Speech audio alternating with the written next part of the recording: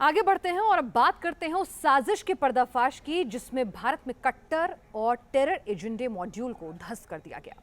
आप सुनकर दंग रह जाएंगे कि पूर्वोत्तर के गेटवे यानी असम में कैसे कट्टरवाद की फैक्ट्री मदरसों में चलाई जा रही है। छोटे छोटे बच्चों के दिमाग में आतंक का बारूद भरा जा रहा था, उन्हें हिंदुओं के खिलाफ हथियार उठाने के लिए भड़काया जा रहा था। और इस खौफनाक सच का खुलासा हुआ मदरसों से पर्दाफाश हुए अलकायदा के मॉड्यूल से।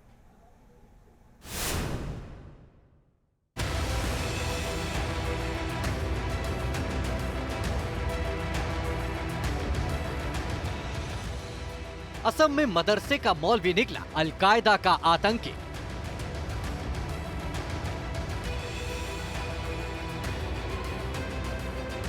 असम के कई मदरसे बने अलकायदा के अड्डे। मदरसों में हिंदुओं के खिलाफ कट्टर जिहाद की ट्रेनिंग। हाफिजुर रहमान मुफ्ती असम के ग्वालपाड़ा में एक मदरसे में मौलवी बनकर रह रहा था, मगर गिरफ्तारी के साथ ही सामने आ गया इसका पूरा आतंकी मॉड्यूल कि मदरसे में मौलवी बनकर मजहब की तालीम देने वाला रहमान मुफ्ती का कनेक्शन आतंकी संगठन से है। ग्वालपाड़ा की कोर्ट ने आतंकी को 5 दिन की रिमांड में भेज दिया।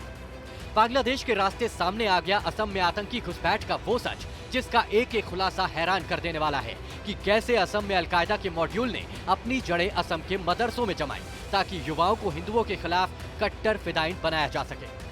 अब्दुल सुभान और जलालुद्दीन शेख जो खुद मदरसे के मौलवी बताकर मदरसों में पैठ बनाए, गिरफ्तारी हुई तो पता चला कि ये तो अलकायदा की स्लीपर सेल है और मुस्लिम युवाओं को कट्टर जिहादी बनाने की ट्रेनिंग दे रहे थे।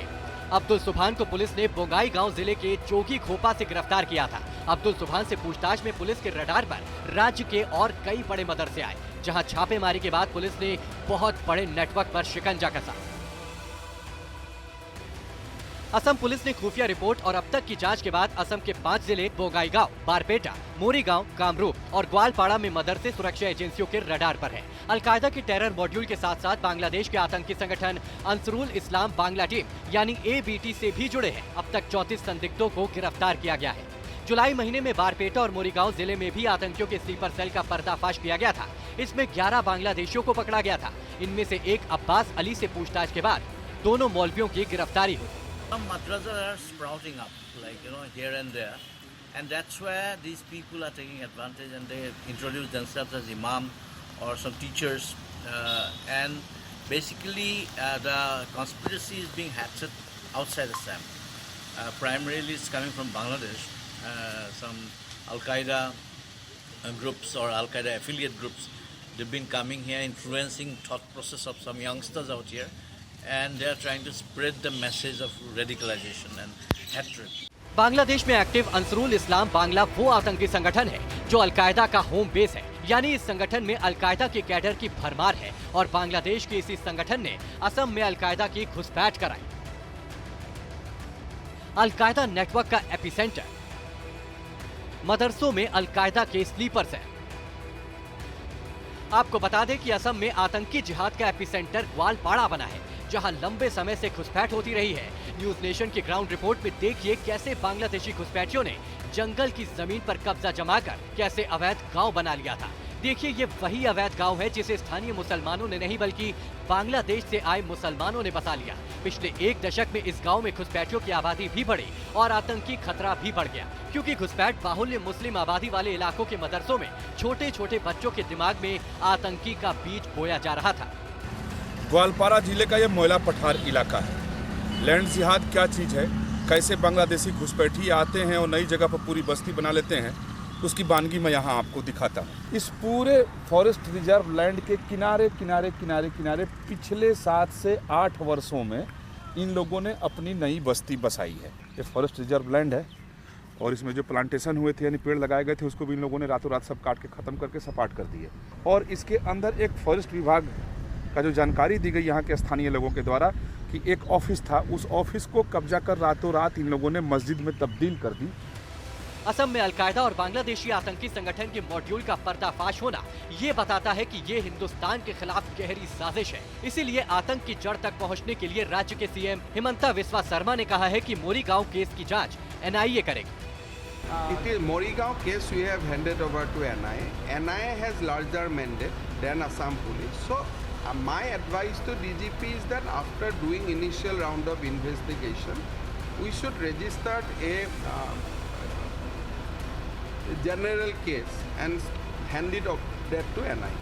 असम लंबे समय तक उग्रवाद की आग में जलता रहा है। मुस्लिम संगठनों की हिमायत पर यहाँ मुस्लिम घुसपैठियों को सेफ पैसेज मिला और नतीजा हुआ कि राज्यों में मदरसों की तादाद अचानक से बढ़ गई। मगर अब जिस तरह खुलासे हुए वो भारत के लिए बहुत बड़ी खतरे की घंटी बन गई है। Team news nation. और असम में जिस तरह खुलासे हुए उससे पूरा देश दंग है, क्योंकि ये आतंकी खतरा सिर्फ असम तक सीमित नहीं बल्कि देश में आतंकवाद फैलाने की गहरी साजिशें हैं। ऐसे में सुरक्षा एजेंसीज के लिए नेटवर्क की जड़ तक पहुंचना भी बेहद जरूरी हो गया है, क्योंकि लादेन की तरह भले ही अल जवाहिरी का खात्मा महीने भर पहले हो गया हो, लेकिन जब तक वो जिंदा था भारत को दहलाने वाली साजिशों को लगातार एक एक ईंट जोड़कर अंजाम देने की फिराक में रहा।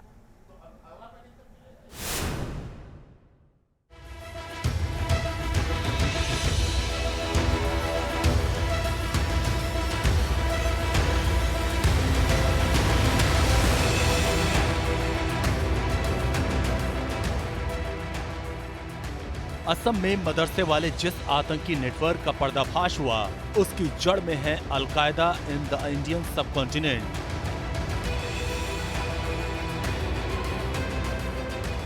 यानी AQIS, जो अल जवाहिरी के आतंकी दिमाग की ही उपज थी।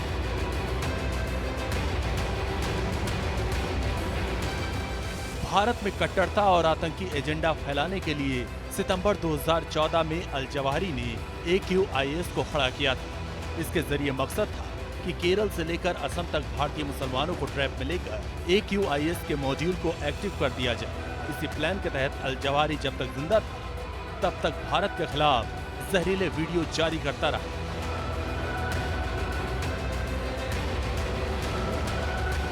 अल जवाहिरी भारत के खिलाफ जहर उगलने और साजिश करने का कोई भी मौका कभी हाथ से जाने नहीं देना चाहता था। भारत के आंतरिक मामलों पर भी उसकी खास नजर रहती थी, क्योंकि प्लान था कि किसी भी तरह आतंकी जिहादी एजेंडे को हवा देने का।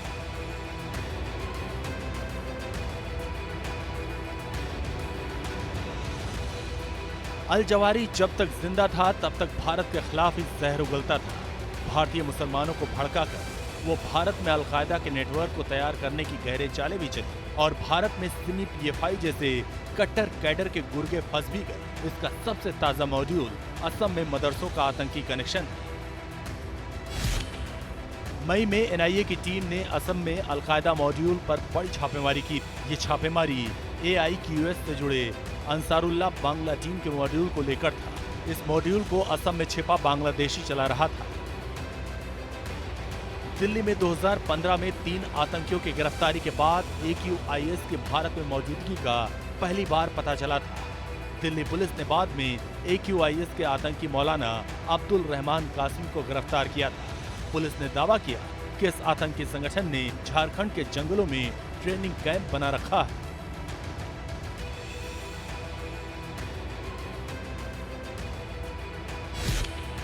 सितंबर 2020 में पश्चिम बंगाल के मुर्शिदाबाद और केरल के एर्नाकुलम में NIA की छापेमारी हुई। अल-कायदा से जुड़े 9 आतंकियों की गिरफ्तारी हुई। जुलाई 2021 में यूपी में अल-कायदा के 2 आतंकियों की गिरफ्तारी हुई थी। अल जवाहिरी जिस प्लान का खाका खींच रहा था उसकी हर साजिशों पर प्रहार हो रहा है। अब बड़ी चुनौती है कि पूर्वोत्तर में जड़े जमाने वाले AQIS के हर मोहरे को उनकी मान से बाहर लाने की।